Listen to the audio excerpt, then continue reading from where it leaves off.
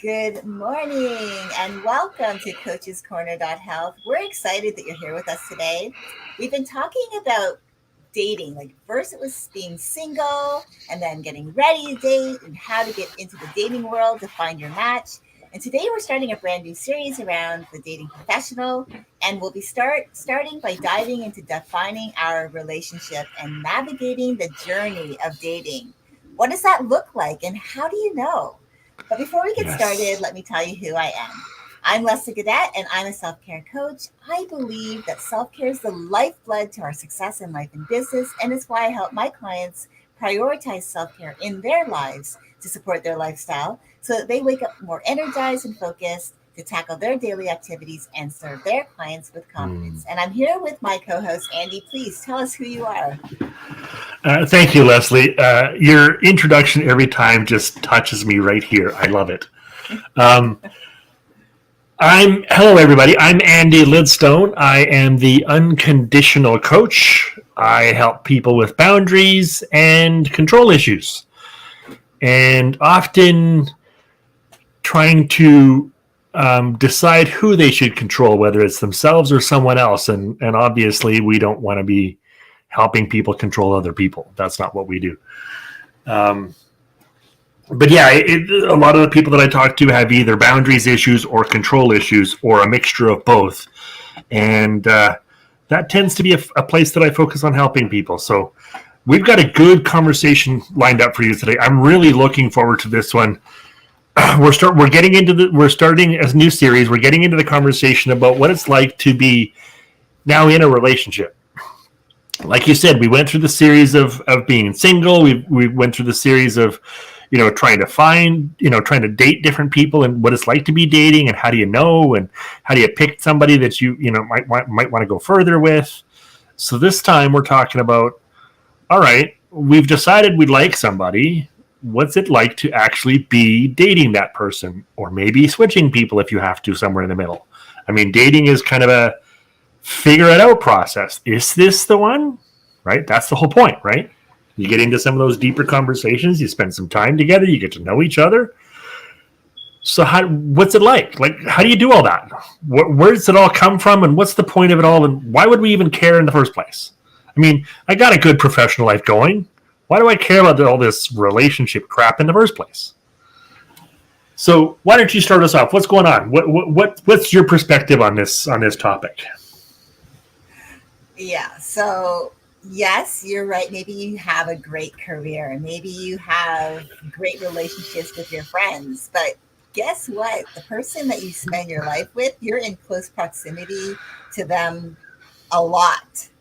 For a A lot of lot. maybe, and you might spend a lot of your time outside of the home in your job and spending a lot more time with those relationships, but they don't have that emotional connection to you. So it's important, I think, to define what that relationship is really going to be about. We talked about values. How do we, make sure that that person aligns with those values? Those values are going to help you as you navigate the journey of your dating world. If you know what you stand for and the person in your life is on a similar path as you, that's going to make things a lot easier as you navigate. But if they're not, and this is a person that you think you want to spend time with, I really think it's important to notice. So I am Mm-hmm. excited because I feel like this probably, when I was growing up and actually going through dating and all of that, trying to figure out, who could be my life partner.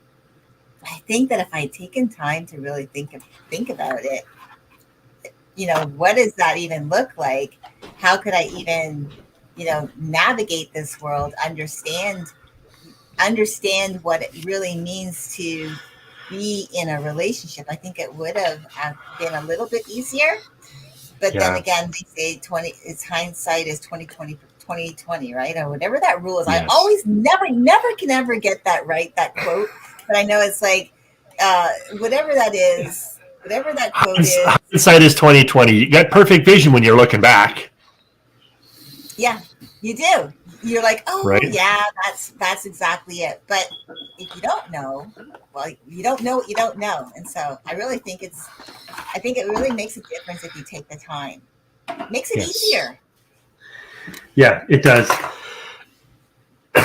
And figuring out what it is you're looking for, what it is you want, and you know, unfortunately, in those first few days, weeks, even months of dating, patience is not something that almost any of us have as a strong point. When we found somebody that we really feel a deep connection with, when we found somebody that we feel we can maybe potentially build something important, something long term, when we feel that, after all this time and trial and error and potentially however many dates you've been on, like when you finally found somebody that you think can be that person, patience is the last thing on our minds. Like sitting back and taking it slow and being careful and having all the right conversations and taking the right amount of time, those are not the first things on our brain. There's hormones going on, and there's feelings happening, and there's dates happening, and there's excitement and wonder and joy and all the things that you share when you finally met somebody that you think you have, some really deep connection with. And and there's just all kinds of things going on.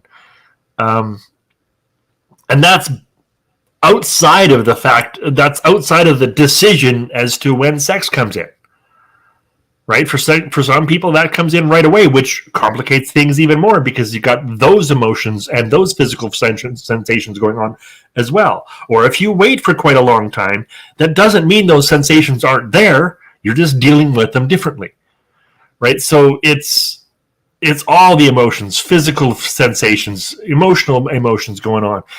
Intellectual stuff. There's conversations you want to have. There's dates you want to do. There's things you want to experience. You want to share your whole life with them and get them to share their whole life with you. And you want to find out all about them.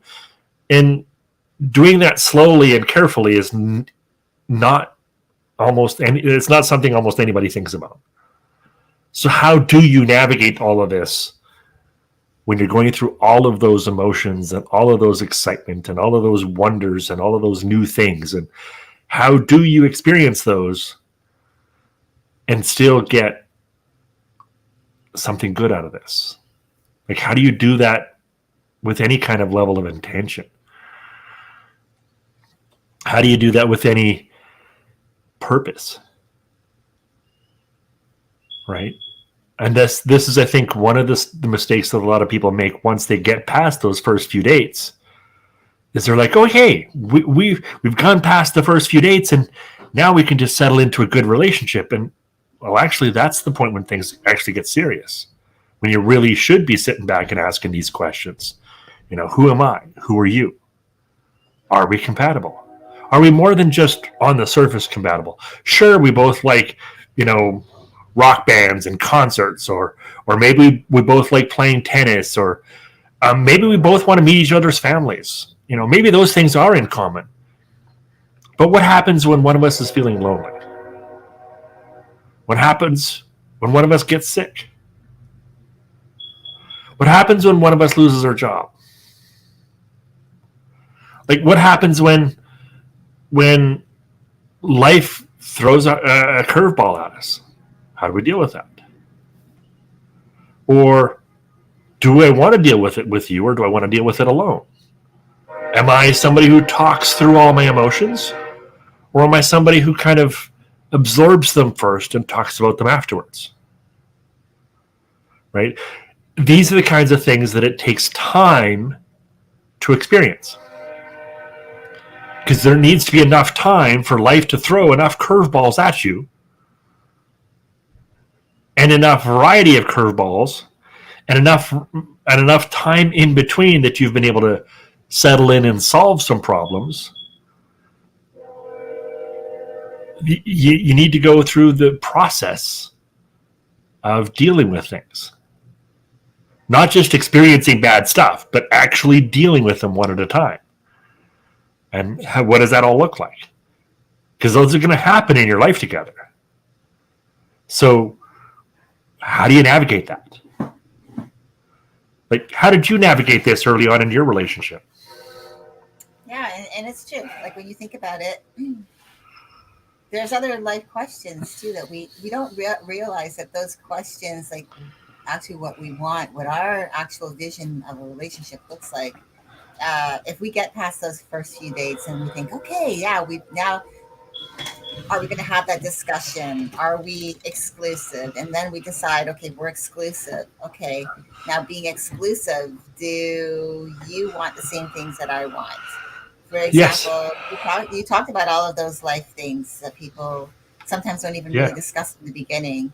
But one of them, I think, too, is I know a lot of people who faith based want to wait, like wait till they're married for the physical part of the relationship. So is this Yes. person, did you meet that, does this person actually even the same, has the same religious values as you do and wants those things?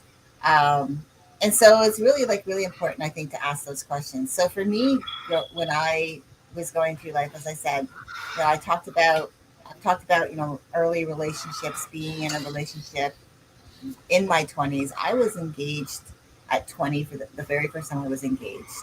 I was 20, but I had known at that time that I wanted to wait till I was 25.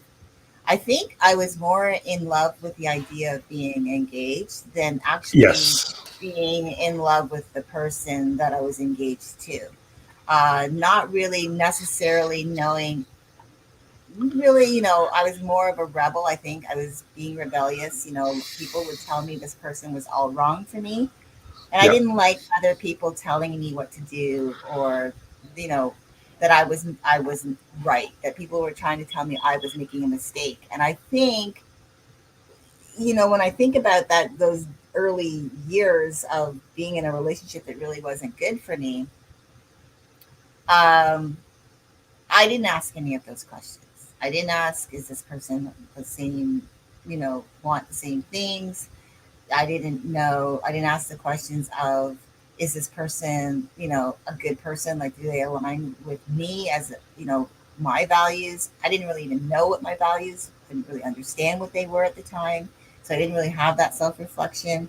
And I didn't even know if, knowing, what I do know now, of course, like you say, hindsight is 2020. I didn't really know at the time that this person, would turn out to be uh, someone who'd had trauma in their life, and their way of dealing with it was to deflect it. I didn't ask any of those questions in the beginning. I waited quite a long time into the relationship, and then went through a lot of trauma myself in this relationship. I could have saved myself a lot. So, I didn't really know. I didn't know this. This stuff wasn't readily available to me. I didn't have experiences growing up watching other people's relationships to see like what a healthy relationship between a man and a woman could look like, because all I saw were toxic relationships, with my mom, and the relationships that she'd been in, you know, with my friends, even, watching how they treated each other wasn't necessarily the greatest either. We were all trying to navigate a world that, we were young, but didn't really have access to the types of information that we do today, the type of, channels like ours that we do today, where people do talk openly about relationships, what worked for them, what didn't, how they navigated, so that we could learn, oh, that's me, this is what I want, how can I do that, and start, listening to other people, not even reading books. I wasn't even into self-development books until like 6 years ago. So, I think it says a lot in the world that we live in today, that we have access to this and we're able to actually have channels like ours and others that are out there that talk about relationships openly to help sharing our own life experiences to help other people. But yeah, that was something that I didn't have, and I know that I would have really benefited from if I did. So navigating for me was really just trial and error, like trying to figure it out as I went. And then realizing, like in the very beginning, being engaged to that person was all wrong. I was in a toxic relationship, and then finding the strength to get out of it gave me then clues as to what I didn't want, and it also helped me to figure out a little bit more of what I did want. But that was back in the day, if you will. And today there's just so much more access to things to help us in that. What about you? Yeah, I agree. There is a lot more access, and in talking to my own two kids who are in their middle 20s, they don't consume any of that. It's available to them, but they're too busy consuming things that they're interested in. They're too busy consuming, video games or entrepreneurial stuff or, their hobbies and interests. They'd rather fumble their way through relationships. And I think where I'm kind of coming from is I'd like to help people who maybe had a few bad relationships and want to know how to have better ones now. I think the focus for me has been like my clients aren't. I've only got a couple of clients in their 20s, and they're not interested in relationship advice from me. Most of the clients that I do that are interested in relationship advice are the ones that have had a few relationships go bad on them. And they're like, I don't know what I did wrong. I think I did everything right. I thought I was doing everything right. I learned from my first couple, and I tried to do everything right. So what am I still doing wrong? Or why am I still dating guys like this? Or why are the girls that have these personality traits still attracted to me? And it's those kinds of things. And I think that's where this conversation can help, is because, like you've said, those early relationships that we have early on in our life, we didn't know about values.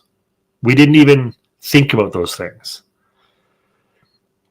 It wasn't until you had a relationship that went south before you even started asking yourself those kinds of questions. It was the same with me. I didn't even ask myself those kinds of questions. For my own self, when I met my wife, I'd had a couple of girlfriends before that. Hell, I'd even been engaged a couple of times, but in the way teenagers get engaged. Right? My first time was of proposing to a girl. I was 17. She was 17.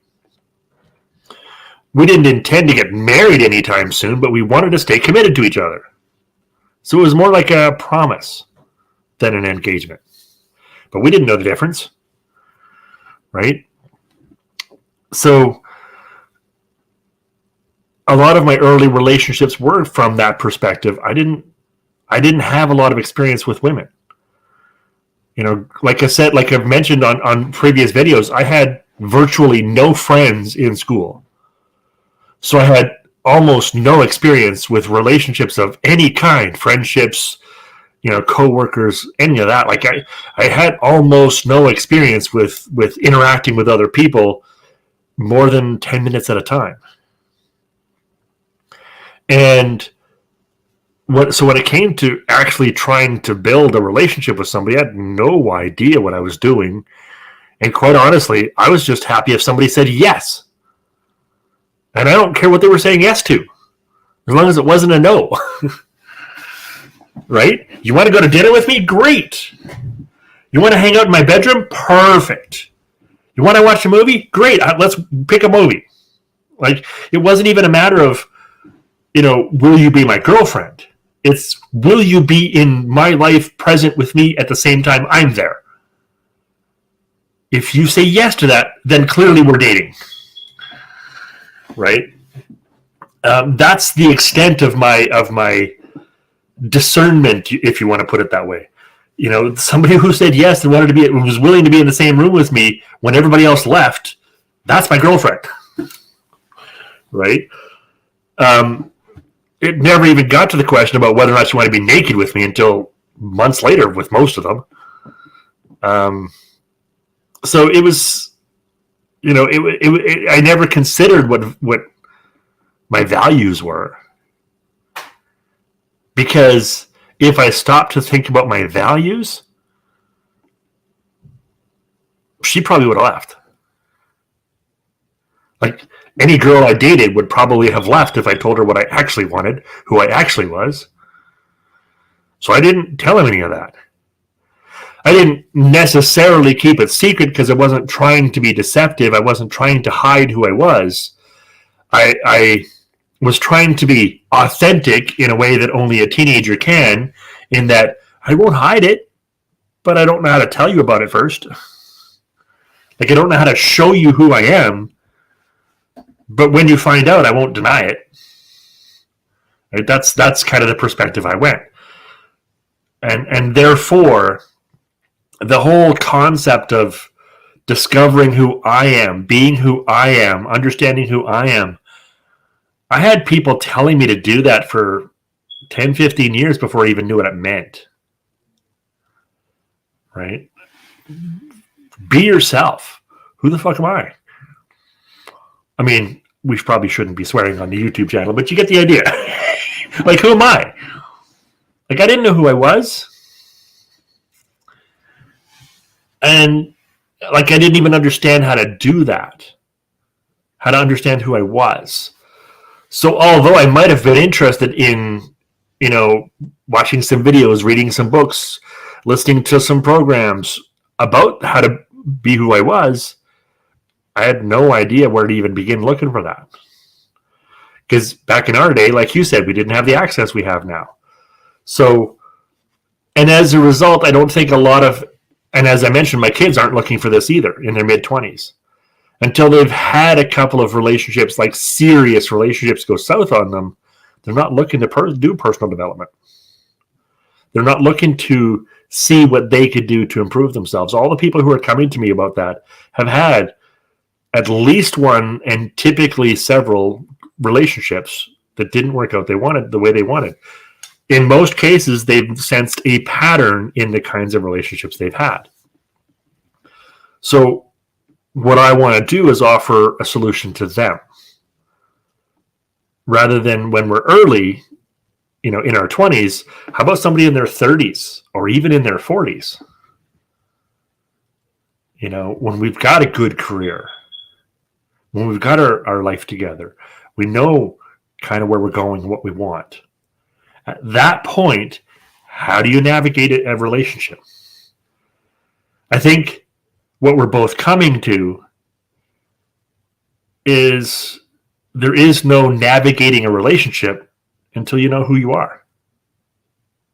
Like, in order to even navigate a relationship, you got to start with who are you? Where are you coming from? And we dove into some of that in the last series when we were talking about dating, and we were talking about sharing values. But in this part, we're talking about the more serious parts, the more serious, not the more serious, but the deeper parts of you. The parts of you that if you build a life with this person, they're going to see those parts. When you're just going on a couple of dates, there's plenty of things they'll never know about you. But if you end up living the next 27 years with somebody, they're going to know some things. They're going to find out some stuff.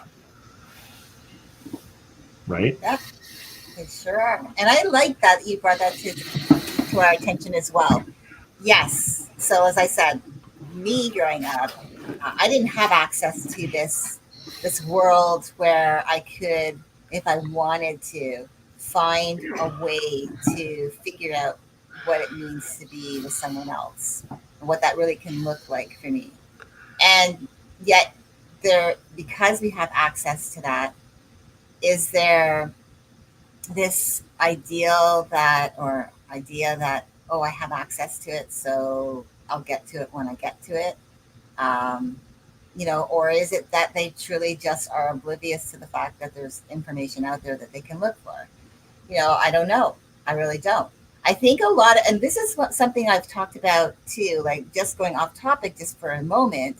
I've talked to other there's a group of women I network with every week, and one of the things that I've talked to some of them that the members, the ladies that go to this event weekly, is that whenever there are offers put out, for example, for business, for to whether if you're in there because you're networking because you're looking for a specific product or a service, they're looking for things that will help them enhance their business.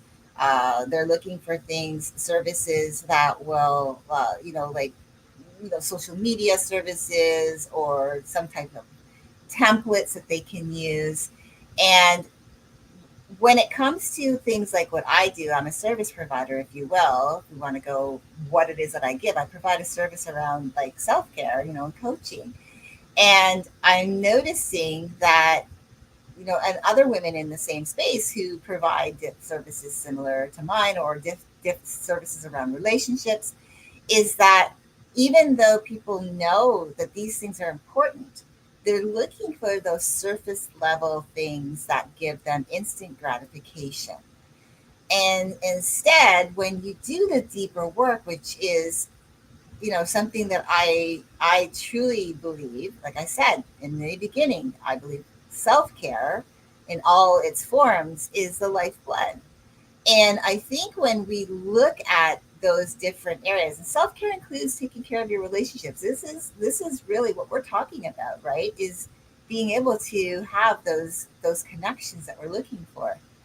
And what I'm finding, like as I said, that they're looking for those surface level instead of looking for those things that are going to give them that longer, deeper, lasting impact, which is asking those questions in the beginning, getting to the root of who you are and what you really want. What is your intention for this relationship? Are you looking like in this relationship that you're in? If this is someone that you truly are serious about dating, what does that look like for you long term? Does it lead to marriage? Does it lead to kids?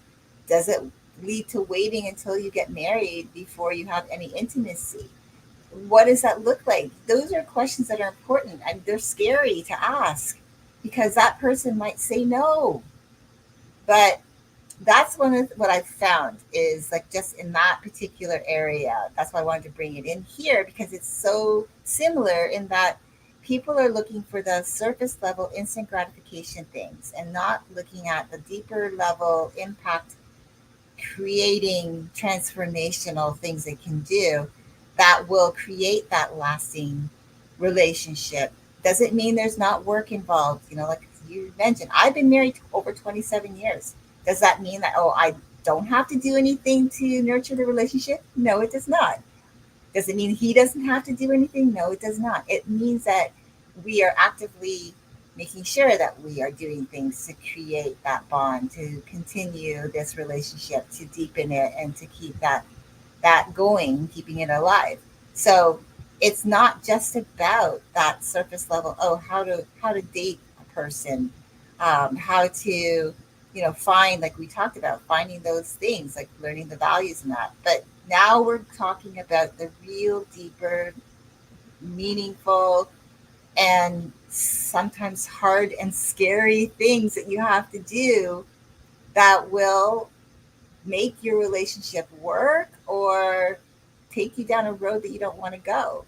So I just wanted to bring that into the equation because I think a lot of people are, they look for those quick fixes, those surface level fixes, but they're afraid maybe to go levels deeper. But I believe because I've been so open to doing that is what has made my relationship that much stronger. So I just wanted to add that.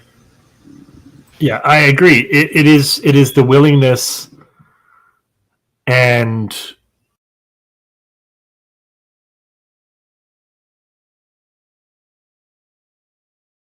You're mute, Andy.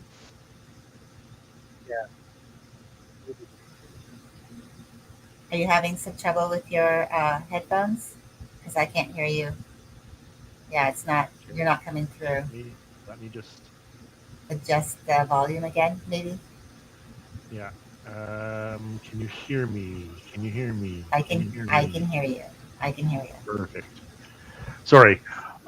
Just as I unmuted my microphone, my headset shut off on me. So I apologize for that, everybody. Um, but yeah, it is. It isn't just about. It isn't just about the um, the surface things. It isn't just about what we can see. It is going deeper. It is about going deeper. And when we go deeper, that's when we find the things that really make a difference. Um,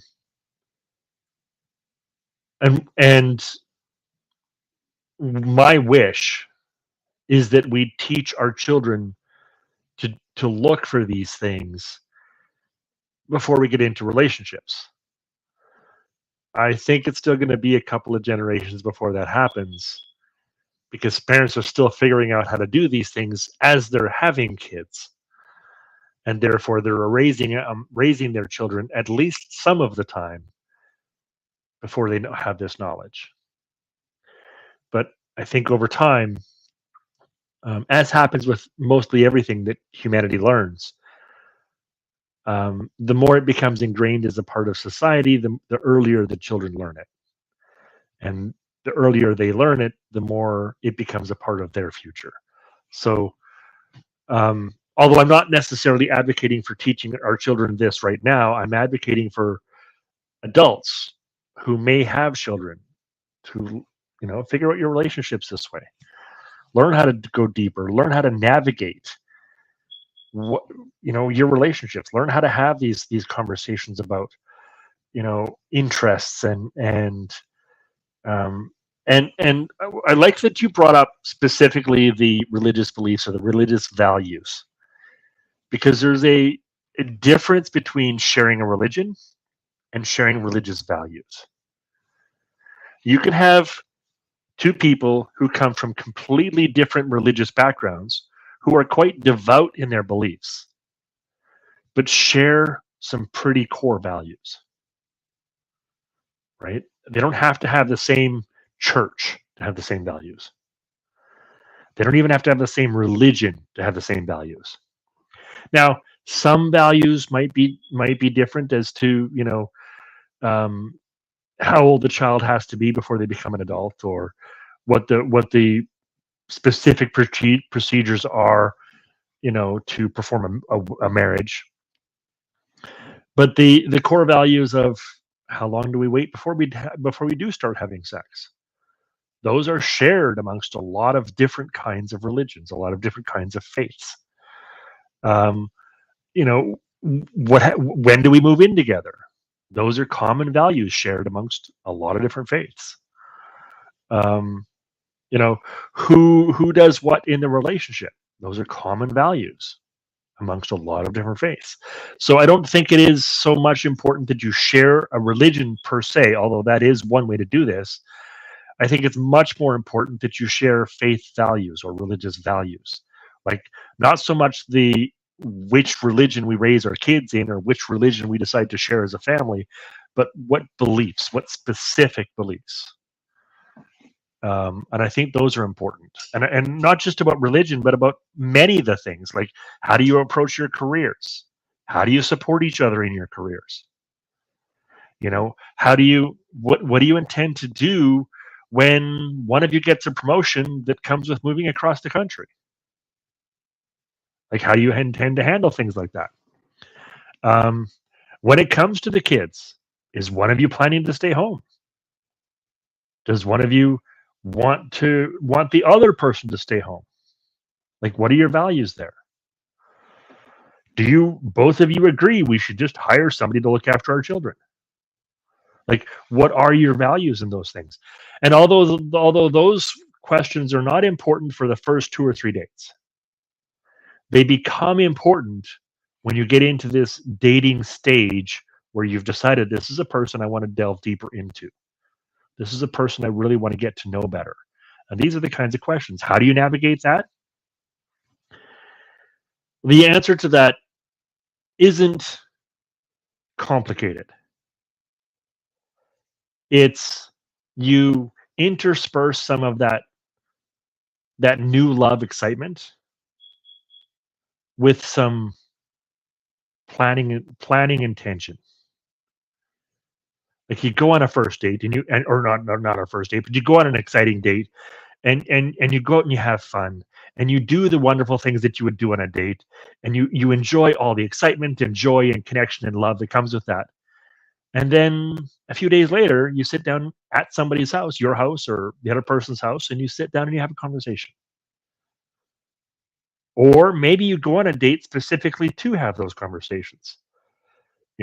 We can go on a fun date. I like the fun dates. Let's go to, this place and that place and do this thing and that thing and these all these fun things. And at some point, I'd also like to have a date where we sit down in a quiet restaurant and have this conversation, right? Or that conversation, whether it's about how long, like when do we move in together, or should we talk about marriage and children, and those kinds of things. And and to the marriage conversation, I think it's important we have a conversation about our values around marriage before the proposal. Like we should have conversations about what we intend if we ever were to get married to someone. This is what I would want my relationship to look like. I think it's important we have that conversation before one of you ever decides to propose to the other, so that when that happens, you understand that there's a shared common values. You're not trying to figure that out after the proposal, because by the time you get to that point, you're moving into the last stage, which is building a life together, right? So I think it's important in the dating stage, in this stage, that we really do navigate some fun times and some exploration and discovery times. We sit down and have conversations, or you take your partner to your favorite restaurant, or you take your partner to your favorite museum, or your favorite hike, or whatever the thing is. Like there's probably a few favorites that you have. You expose them to those things. They don't have to enjoy them as much as you do, but they should not hate them. If you take your prospective partner to your favorite hike and you discover they hate hiking, well, that may have a significant impact on how far you go in your relationship. Right? That's just my thoughts. Some of the things that we should navigate. Yeah, I think it's important because in life, when you do life together, think about how many years that is, especially whatever age that you start at. I got married at 33, so now I've been married over 27 years. That's still a lifetime, and there's more to come. Not that time is promised, but if I have that time, that still means that there's quite a few years ahead of us. So it's not about like being in the now of the relationship, which is important. That's where you want to stay, is in the now, but you still should know what the next looks like for you, what for your relationship. So knowing like what your desires are based on your own feelings, as well as also being open to exploring someone else's desires and what that could possibly look like. For example, I knew at some point, like when I met the man who was to become my husband, I had thought about like what would it be like to live somewhere else. 'Cause I had a lot of friends that were, um, or even just going to different places. I had friends that lived in California that would go back and forth between Canada and California, and I just thought that was so cool. And then I started thinking, well, what would that be like? What would that look like if I could live somewhere where it's warm all the time? And then I met the man that would become my husband, and you know, in the beginning we started talking. Right out of the gate, he told me that his ideal was to live in Florida, to live in a place where it was warm. And you know, when we got to know each other, obviously first we got to know each other really well over a period of 3 days of talking consistently on the phone for hours at a time, just getting to know each other. what we were looking to do with our lives, what we wanted. And, because we were at that time in our life, we both knew we were ready for that deeper relationship. And um, then coming to find out as we progress in a relationship, getting to know each other more, and then falling in love, and then him sharing, this deeper desire, and then being able to share with him that that was something that I would be willing to explore. It was something that I've always wanted to do, that we had the option to do that because of my having my dual citizen, being able to have with Canada and the US, that opened us up to that opportunity, to that being able to do that. So having these conversations really does make matter in the beginning, because what if he'd had that conversation? Yeah, it was like maybe a great match for him, and he was like excited, but then that could have been a deal breaker for him. That I didn't want to move anywhere else. I didn't want to go to Florida or anywhere else for that matter. So it's important to have these conversations because they will help you to navigate your relationship in a way that gets you both to what you both want, that matches each other, or at least as close as possible to the desired outcome that you both want, because you're having these conversations. So I think that's really important. Yeah, and I wanted to just touch on um, what happens if you don't match. Like, what happens if you've gone through the first 2-3 dates and you decided, okay, this person's really matches a lot of my main values. I really want to explore deeper. So you go through, you know, 6, 8, 10 more dates. Maybe you've been dating 2, 3, 4 months, and then you realize there's actually a couple of really important values that we don't share, like kids. We didn't talk about kids early on because we didn't know how long we were going to be together. But now that we are talking about kids, we kind of don't have the same values there. And although we both want to get married, I mean, I want just to kind of elope, small engagement kind of thing where I bring, your parents and my parents and maybe a couple of friends, and that's it. But you want a big wedding, so maybe that's a thing that we don't agree on, right? And some of these things you might not find out until much later on, right? Or we've agreed we're not going to move in together till maybe right before we get married, maybe a month or two before we get married, we'll move in together. But when we do start talking about serious relationship and maybe moving in together someday soon, it turns out I don't want to live somewhere warm, and you want to live somewhere warm, or I want to have a regular home and a vacation home in two completely different countries, and you'd rather stay settled. You know, sometimes it is 3, 4, 5 months down the road. Maybe it's even a year or 2 or 3 down the road before you realize that there are some deep values that are different. And it's better at that point to recognize that your values are different and that you've had a good time getting to know each other and to move on. As much as that hurts, and as much as it might feel like a wasted time, it never is. But you don't want to do that after you've been married 25 years.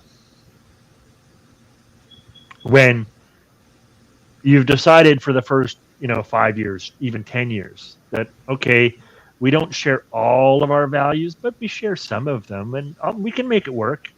And it turns out 10 years later, you're like, we're not making it work.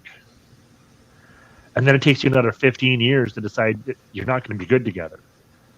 Now you've got kids, and you've built a life together, but you never wanted to. This isn't the life you wanted. It's not the life they wanted. It's better to do that 3, 4, 5 months in, even a year or two in, than it is 25 years later, as I did. For us, it was 20 years. Trust me, it's better to do it early. And if you're watching this video, you probably have had a few relationships go bad on you. So you've already had that few years or a few months at least, but probably a few years where you decided much later. I promise you, it's much easier to make a conscious decision when it's hard than it is to be forced to make a decision later on.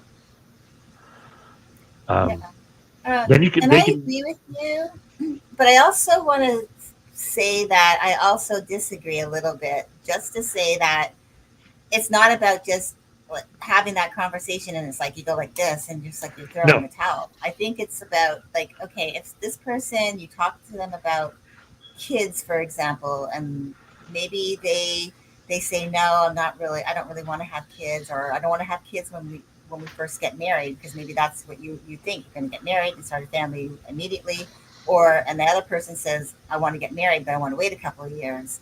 You know, is that compromise? Is there a, if you explore with each other the reasons behind why a person wants to start a family right away after getting married versus person wants to wait a couple of years after they get married, and you can come to some, not necessarily compromise but an agreement where and it makes sense, like, oh, I see, I get from your perspective. So it's not just about just saying, throwing in the towel. It's I more agree. about exploring that conversation a little more. The same, because you don't necessarily, does it mean that that person is not right for you, but you want to make sure that you make the right decision, because that can hurt as well if you find out, what, I really could have been maybe a little less, rigid, because this person really does fit my life. And maybe I could have said, oh, you know what? Let's wait a year before we have children. We both get what we want. It's within the same. And I really do think let's revisit this in a year after we get married. Would Yeah, that be agreeable? It's still, these relationships are not just about like giving up right away. These differences. It's about right. really exploring it a little bit from each other's perspective. If it I still was doesn't match specifically and you're not trying to both, say give up. yeah, What I yeah. was If trying to if say, you're, mhm, what I was trying to say is that most people choose to stick with it when they should have given up. yeah, I The know. I've reason heard of the people reason saying that. the reason the divorce rate is so high is because too many people stick with relationships that they shouldn't have when the signs were there pretty early. Now I agree, if your values are not quite the same but compatible, then stick it out. But if your values are opposed, like literally one wants to have kids and one doesn't, or one wants to stick in one place and one wants to move around some, like if your values are opposed, don't try and compromise that. If your values are compatible, like I don't want to have kids right now, but maybe later, right? Or I'm not really sure where I want to live, then you can find something in there where you both fit, and I do encourage that, absolutely. What I was specifically talking about is the relationships that get together where they can see early on that the relationships, like they can see 5 months, 6 months, a year in, that there's two or three really important values that are just not compatible. And too many of the people that I've known and almost all of my clients have stuck around in relationships where that's the case, where some very important core values they knew about long before they got married, but they decided to stick it out anyway, and they never stay together. That's what I'm talking about. I'm specifically talking about the ones where you can see that you don't align at all. Yeah, no, and I'm glad that you came back in and you clarified that. So, this has been an exciting conversation, and I know we could probably go on, but for the sakes of time, we'd like to start wrapping this up, just because we Yep. understand that your time is valuable. Yep. We don't want to get ahead of ourselves. There will be more conversations to Plenty come more as videos on this topic. yeah, as we go through, the different areas of, what it's like in now that you're dating exclusively. Even if you've Yeah. made that decision to date exclusively, what does that look like? So I'm Yeah. excited. Thanks, Andy, for this Yeah. conversation today. Me too. Me too. Yeah, thank you, Leslie.